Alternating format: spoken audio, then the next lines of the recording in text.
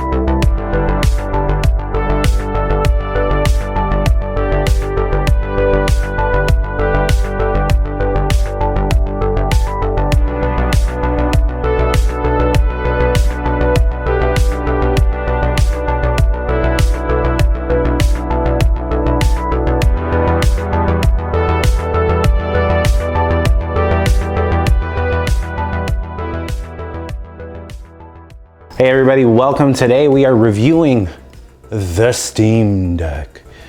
Got to say, so far these are just my initial impressions. Now, to give you guys a layover, Valve did not send me this. I got this for myself, and Simba might eat the charging cable.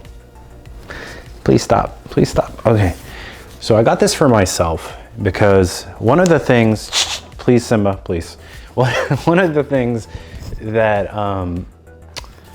interested me when I was looking at all these other reviews was there was a lot of commercialization hype when it comes to the SteamDeck. Now, this thing, let's get it right out of the way, is not a direct competitor of the Nintendo Switch. I know a lot of people want to believe this thing is a direct competitor of the Nintendo Switch.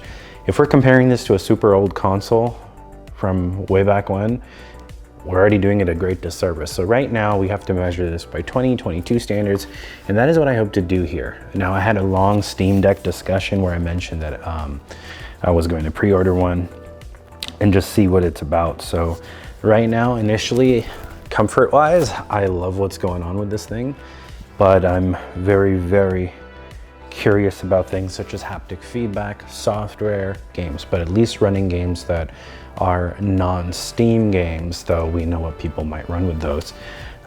Just putting the truth out there.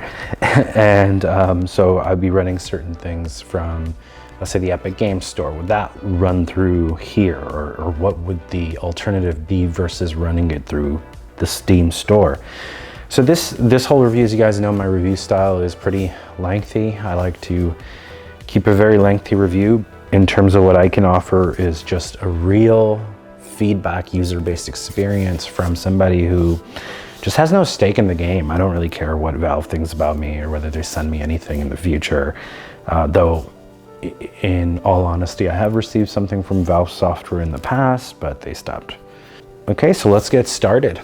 So we're taking a quick look-see here, and ooh, already I feel juiciness going on here. It's a little odd.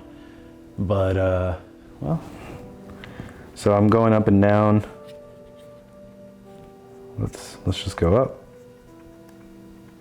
It's interesting. So this thing is functioning as like a D-pad almost. So that's the first thing I noticed right away. So let's go ahead and English, Pacific Standard Time. Is there any volume to this? Of course there's volume to it, but I mean, you know, why am I not hearing a nice little cute bing? That's kind of unfortunate. Expecting a little more, less quiet experience. Maybe, okay, no mute button, so we're gonna enter the password for my D-Link there.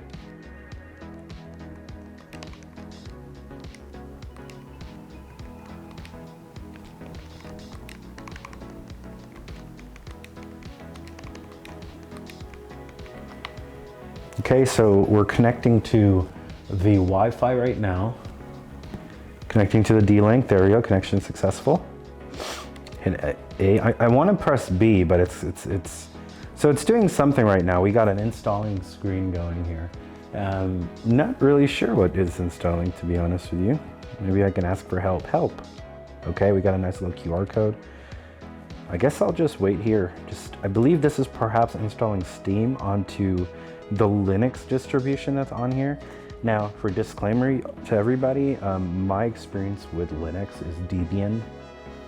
It's Debian Linux, Jesse, and Buster. So I'm pretty good with Linux when I'm utilizing it. However, I do tend to forget what Linux is about. So it's going to be quite interesting to really see what this environment is and what the software support is like, because Valve is known for doing very poor software. Like people believe Valve abandons their products quite frequently. So we're gonna see. We're gonna see together.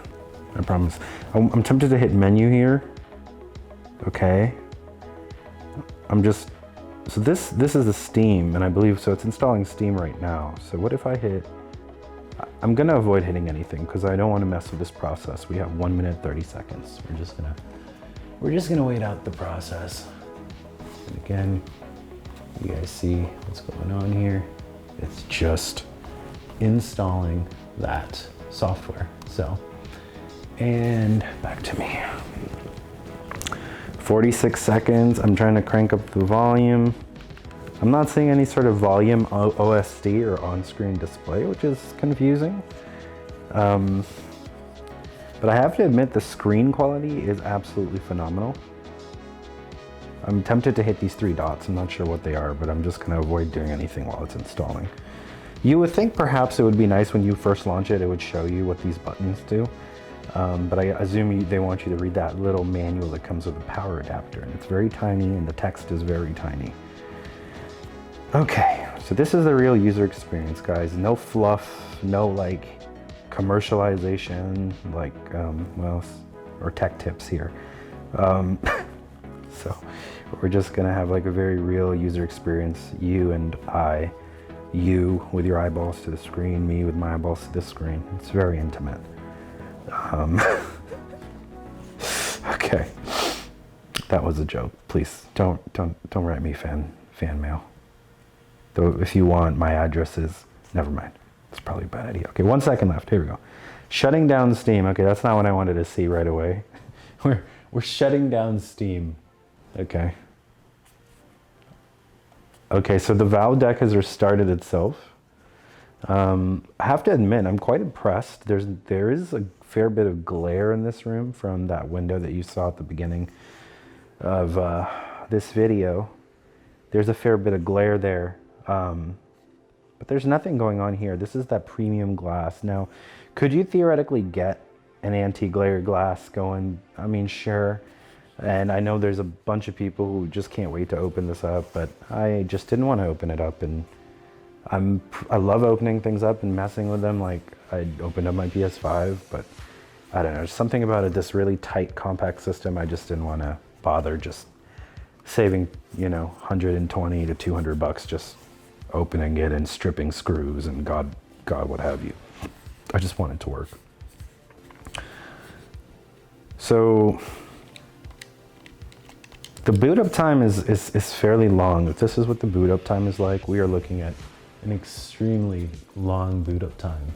And I don't know, I'm just kind of sitting here. This is a little bit heavy, but let's assume it's initializing a lot of cores. And okay, I feel a lot of heat coming from here. You guys see this? I feel a lot of heat coming from there. Oh, there we go. Finally, we got sound on this thing. Oh, don't make me choose the language again. What are you, what? Oh, okay. Hey, and we're logging in to Steam. Hallelujah. Okay. So let me log in here.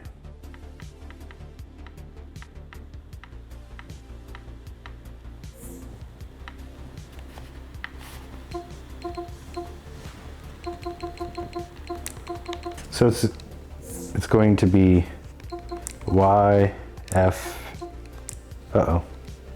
K, oh, okay, K5G. Now, if you guys try to use this code, it will be expired. So don't try any funny business. Or Valve will bust down your door because they care that much. So So we're logging in, loading user data. And this is, oh wow. Okay, before you start playing, let's take a quick tour of the device. Okay, so press any button or tap on the screen. Let's tap on the screen. Okay, so they are giving you a cute little overview of what the buttons are. Thank you guys. Press to access your library, store, and Steam buttons. Okay. This is the Steam button. Okay.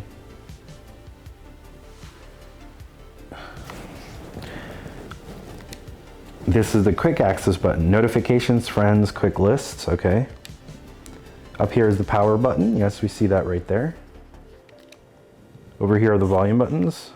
Oh, okay, there's the on-screen display. I guess it needs some kind of Steam software to display, which is odd. You would think it would be in part of the Debian OS GUI. Below is the micro SD card slot. Okay, yeah, there it is right there. Nice micro SD card slot. Mine doesn't seem messed up. It seems good. Hope. Have fun. We hope you enjoy the SteamDeck. Okay, so here we are. So this is the first little look-see into the SteamDeck, and I'm sure you guys have seen your fair bit of other videos. I'm a little late to the party, but what I do like is it's pretty cute right now. Let's go ahead and hit this window button right here. What does this do?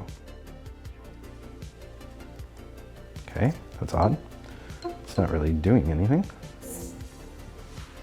Let's take a look at what the setting, oh, let's go back.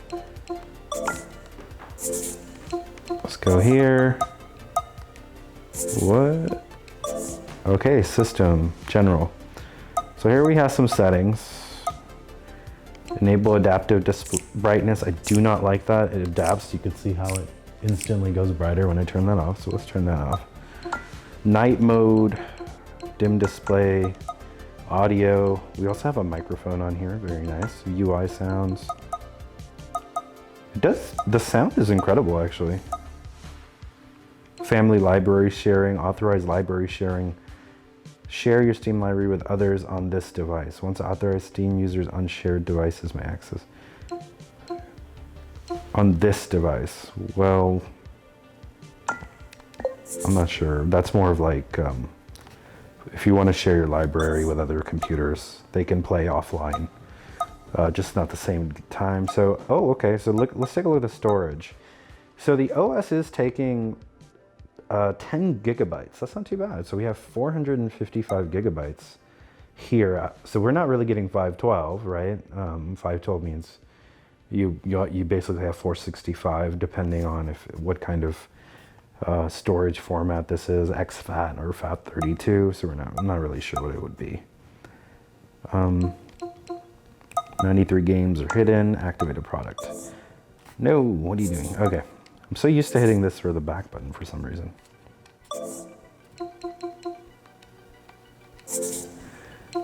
Let's hit the menu button. Let's go to settings again. That's the same setting button there. Don't know why there's a little exclamation there on the settings. Oh, software updates, okay. Congrats, you're one of the first Steam Decks off the factory floor. That being the case, the system BIOS requires an update. This update will take place on a technical looking sideways screen, but don't worry. This is completely normal. Just let it do its thing and you'll be on your way. Okay, so let's go ahead and update it. Insufficient battery. Does it not notice I'm at 79%? What is happening here?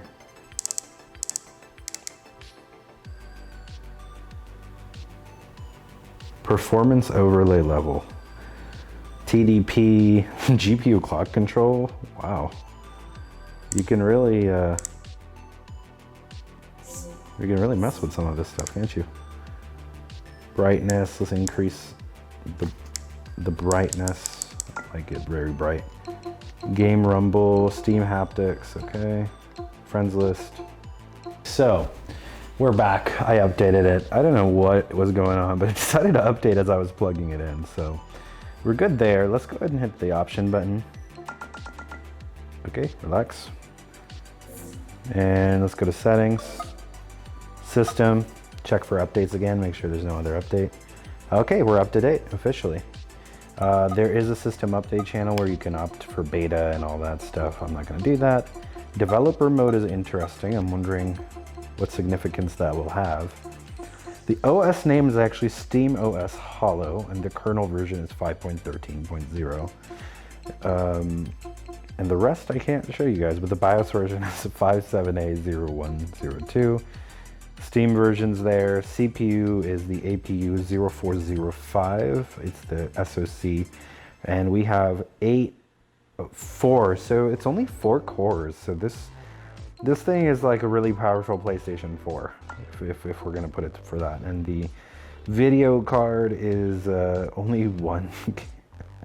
It's only 1 gigabyte, what? Okay, keep in mind guys that most of these specs, it's not like I have memorized, okay? I'm just like you, I would have to go look it up on the manufacturer's page. But it's interesting, to say the least. I'm trying to access the, let's exit out here. If I hold that button. It didn't really tell me what these buttons are, these top ones. I'm guessing it's just switch application. But would be nice. This is interesting. So we have some things that are where it's like, well, we're not sure if this works on Steam. So we got, for example, Arkham Knight, 71.25 gigabytes. I'm very curious if Arkham Knight would work. That's a very demanding game for even last generation. But let's go ahead and try something. I'm just more curious of the non-Steam guys. I'm sorry. I'm more curious on this. Let's try After Party. Okay, so apparently non-Steam games, that makes sense. Since they're not technically on Steam, you can't download them, but you can stream them. So I do have a bunch of games here and I'm curious. So let's try Halo Infinite. Let's go and stream that. Instead of running this game here, we'll stream it to you from your computer. Your experience may vary depending on network connection. You can find extra performance section in the remote play settings. So let's go to remote play settings.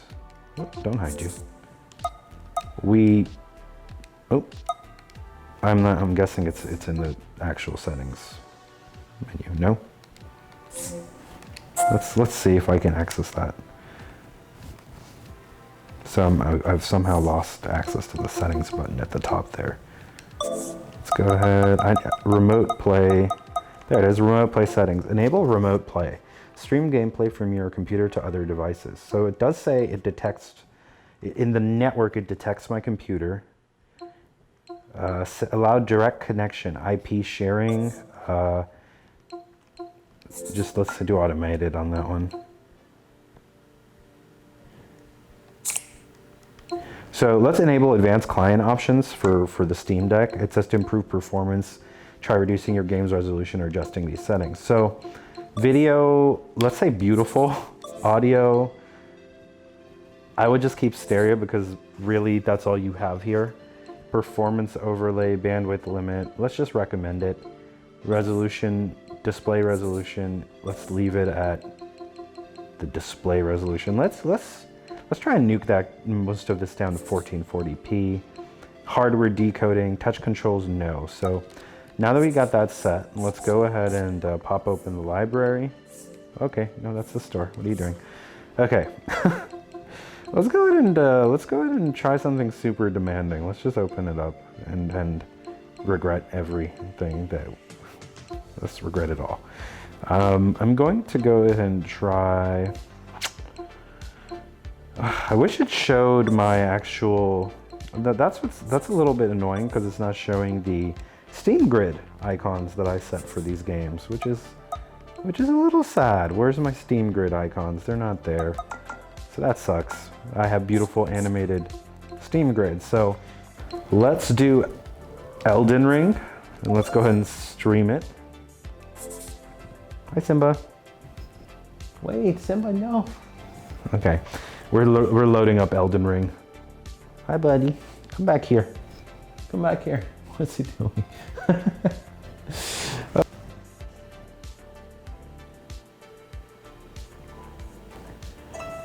Okay, I'm hearing music.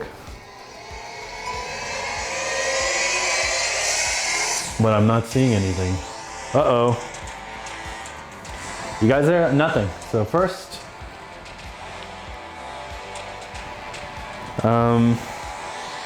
that's weird. Get me out of here. Uh-oh.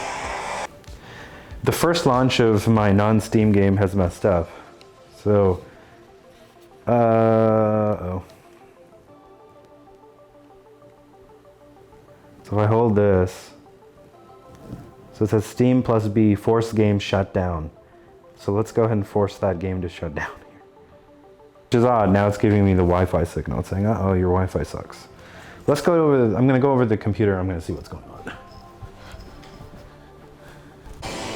Welcome back, everybody. We are back here, and I'm just gonna have a quick seat. It's been a little bit of a few minutes, give or take. And finally, I was able to get Elden Ring loaded. Now, what was the problem? Steam had to be in admin mode and make sure Riva Tuner Statistics isn't enabled. So, saved you an hour there. So let's take a look. So as you can see, the text looks really bad. I can hardly make it out, so hit accept again. Yeah, I can't make out any of the text here. So let me decrease the volume here so I can make heads or tails of. Hey everybody, welcome to Tech Tales. Wow, it has been forever. I know you guys all probably think I'm trapped on an island somewhere, but I promise you I am most certainly not. Maybe I am. Okay, anyways. How are you everybody? Welcome to a very fun, exciting, no. So here's a problem that I see on the YouTube communities. There's a lot of hype reviews, right? So you have what are commercials from very popular channels that kind of started objectively and then they became, you know, influencers and commercials and hey everybody, it's tech tips. You know, so you know, it's everything is amazing and everything is hyped and everything is is the best thing to ever come out, and I can't wait until I got my hands on this. And it's the problem with reviewing coverage like that is it's not really a review, it's more of a commercial for these companies. Now, having a background in this industry, I know how, you know, when you start blurring lines like that and you know, so you start saying terms like from our friends at EVGA and stuff like this, it's a slippery slope to getting your feelings involved and muddying up any sort of objectivity that you might have. So I don't do that here. Everything that I review, I mostly buy. My reviews are based for somebody who is tight on cash in the sense that they have some discretionary income, and they want to get something nice. Now, let's start off by talking about the SteamDeck. Okay, so Valve introduced the SteamDeck sometime last year. I got my pre-order in literally 4 seconds after launch. That's how I'm able to do this review, for those of you wondering. Valve, I used to work with Valve and it stopped at some point. It doesn't really bother me too much, and let's get to it. So I got my hands on the SteamDeck and I'm going to show you guys this review in a different format. Now, if you're not interested in the initial impressions, those initial boot up sort of things, then skip ahead to the discussion section. Okay, now we're at the discussion section, right? So you guys may have seen the first impression footage of me playing around with the SteamDeck, and immediately what I noticed was a kind of clunky experience, right? The UI is very friendly. They really try to aim for that kind of Nintendo Switch UI, or kind of like a very streamlined interface, but you know, initially it comes off a little clunky, but for the most part, the user experience isn't too bad right out of the box. It can be a little bit confusing. How come it doesn't show like the HUDs right away or tell me what the buttons do? But it's because it relies on Steam. So for you guys who don't know, the SteamDeck is essentially a Linux PC, okay? It's a Linux PC. What is it? Say it with me. Linux PC. Okay. So it's a Linux PC. What that means is it's essentially a computer. It's a 4-core, 8 virtualized core processor by AMD. So basically everything is by AMD, including the GPU, which uses the RDNA2 GPU. People have installed Windows. How do they do that? You get a USB-C flash, USB-C, USB hub, and then you connect a USB stick to the hub. And then you can install Windows and all that good stuff. Now, right now, Windows 10 is supported. Windows 11 doesn't have the proper drivers, so things are left on the wayside. Is it worth installing Windows on the Steam Deck? In my opinion, no. So for those of you who don't know, Valve was going to go with Debian, but then they switched over to Arch to get support for Dolphin, which is essentially a KDE plugin to explore the Linux files. Okay, long story short, a lot of technical mumbo jumbo there, but essentially, for the most part, it's ArchLinux / Dolphin. That's how I see it, and that's how it is. So there is an existing desktop in the sense of ArchLinux. You can actually go into the Steam menu, switch over to desktop, but then you need to launch Steam in order to control the mouse cursor by holding the Steam button and moving the right thumbstick. So and that gets really painful really quick. And of course, if you tap, the cursor is offset from where you're tapping. So it's a very clunky experience in terms of ArchLinux, but it is powerful in the sense of what it's trying to do. It really is a portable ArchLinux system trying to utilize SteamOS in order to create that link to Steam. So can you do the things that you do on a normal computer with that? Absolutely. And eventually when Valve supports more powerful drivers, in terms of the software solution not really being there yet, when Valve supports better drivers for Windows, then it could make sense to install Windows onto Steam Deck. I myself don't really see the point in doing that other than perhaps natively running Steam games. Now, Steam Windows games that don't have a Linux distribution. So this is where things can get kind of confusing. Most of your games on Steam are made for the Windows binary. And so a lot of the coding on that is x86 architecture. So there is something that Steam utilizes, and it's called Proton, or aka the function is called Steam Play. Proton is basically a wine, W-I-N-E, latcher. It just means that Valve utilizes Proton to play Windows games. Now, does it work for every game? No. That's why you use a website called ProtonDB, which is a community website where they report, oh, games are platinum and gold, with each metallic level indicating if the game works.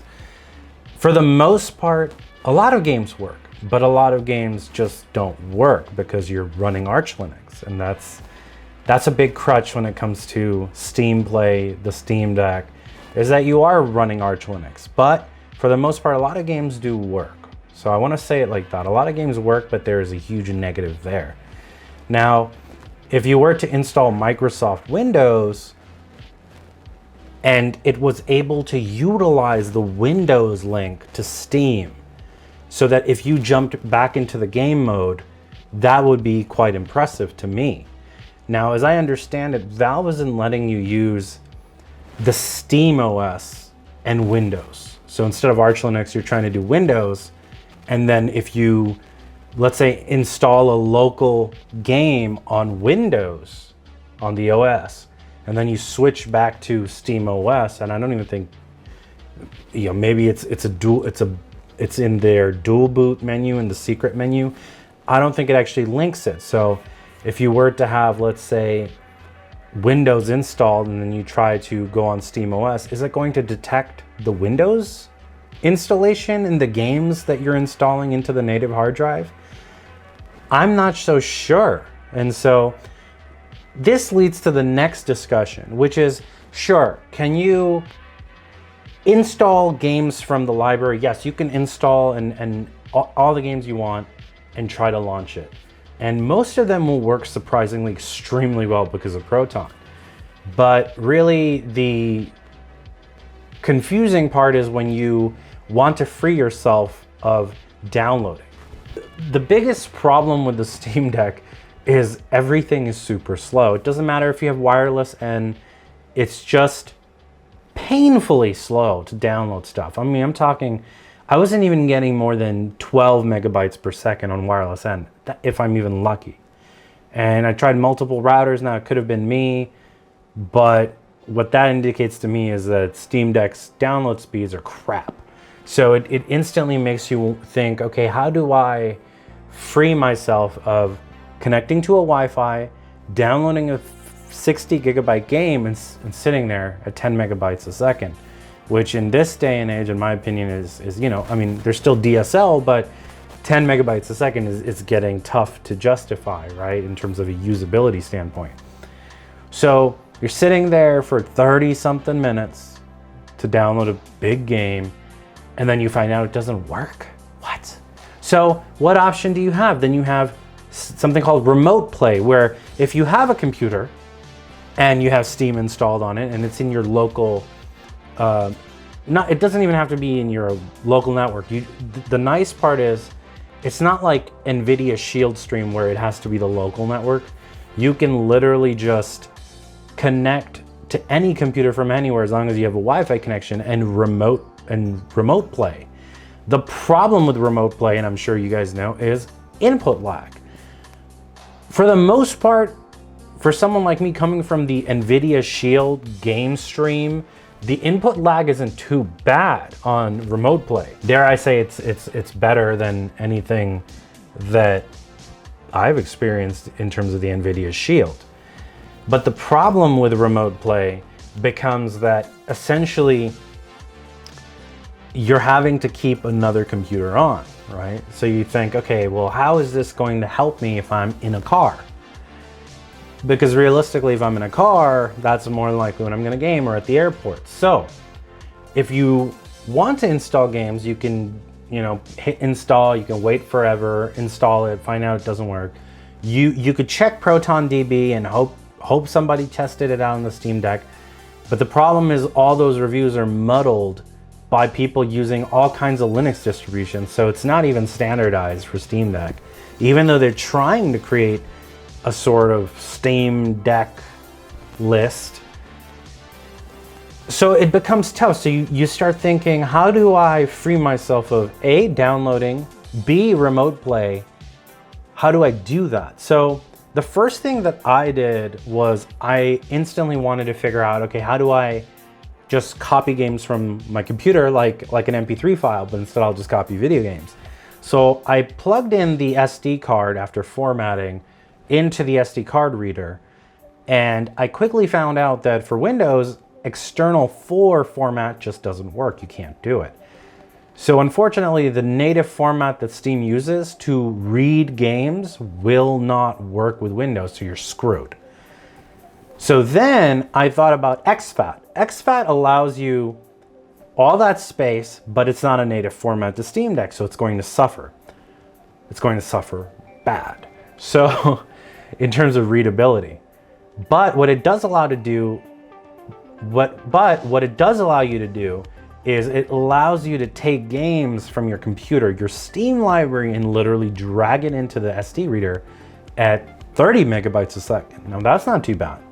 So now once I had this game folder with the exe, everything in that way, I was able to drag it into the Steam apps folder in ArchLinux, the desktop version, and then access Steam through the desktop version and verify the files for that game's folder.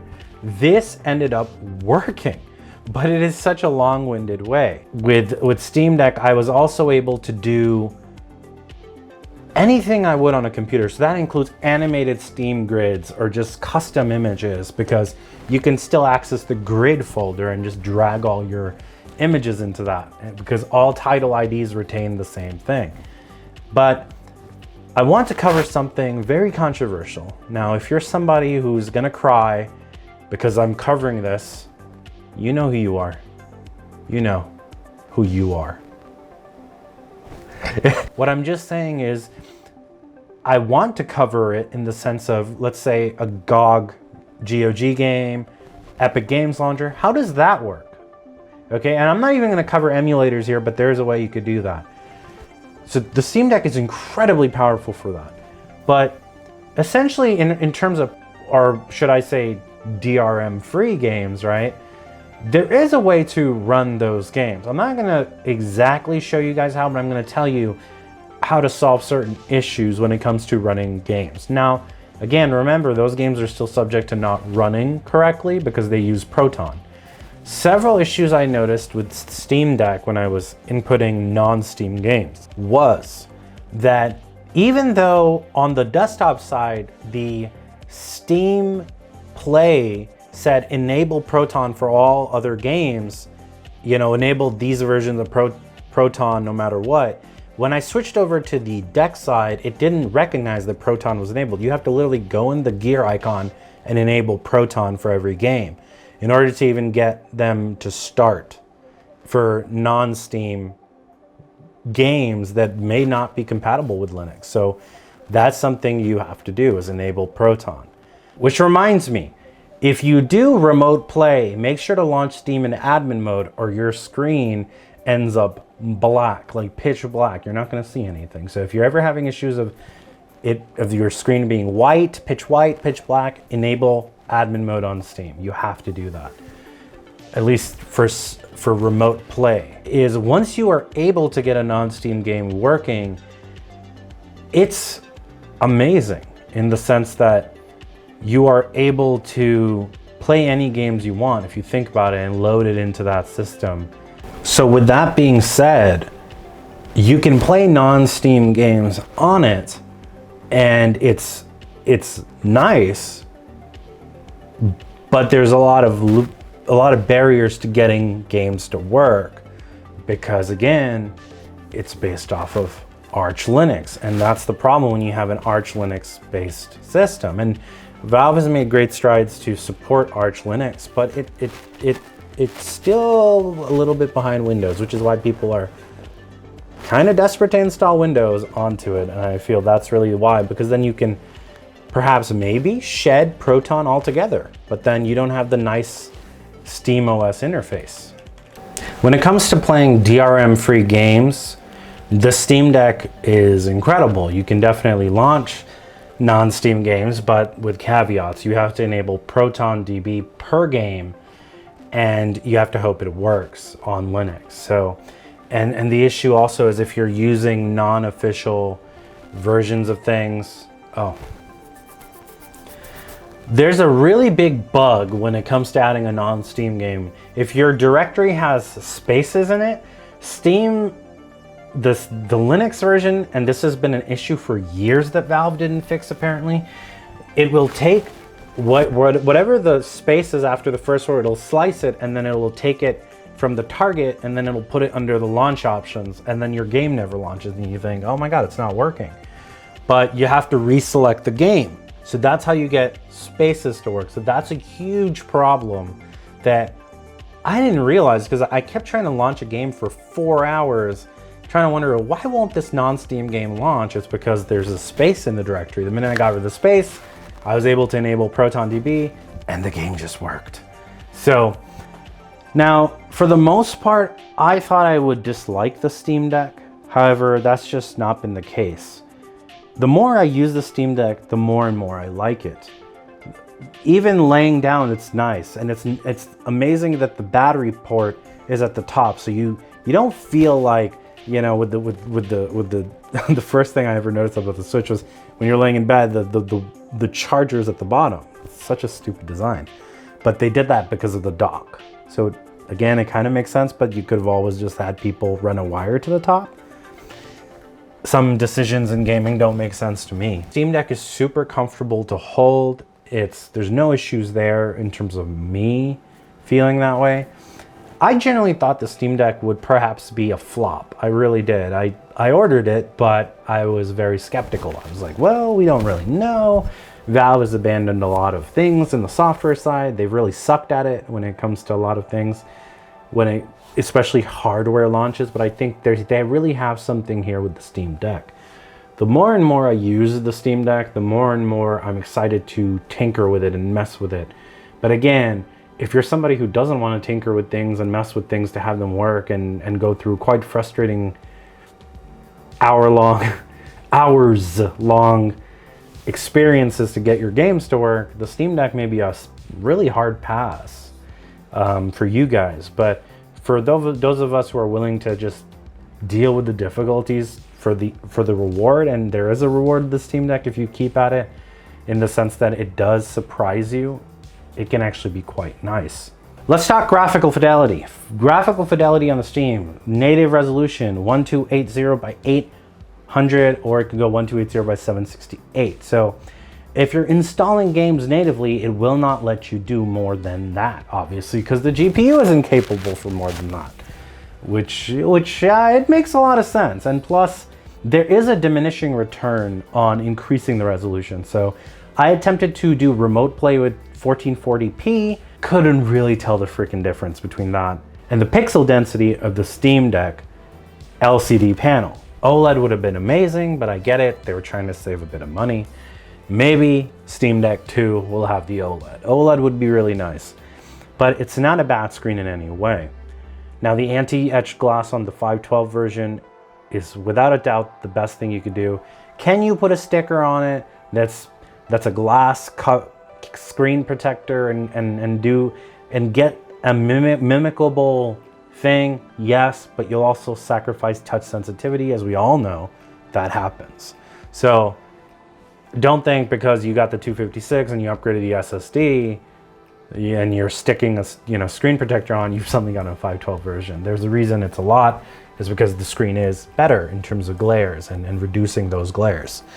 But again, if you play in a dark room, maybe it doesn't apply to you. So live and learn.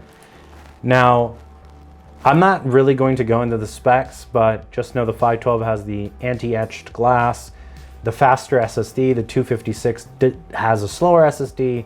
So the one below that is the 64 gig version.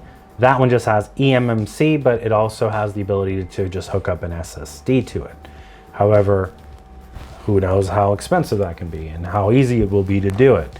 If you're somebody who's very competent and you think, hey, there's no way I'm breaking it, go for it. Save that money while you can.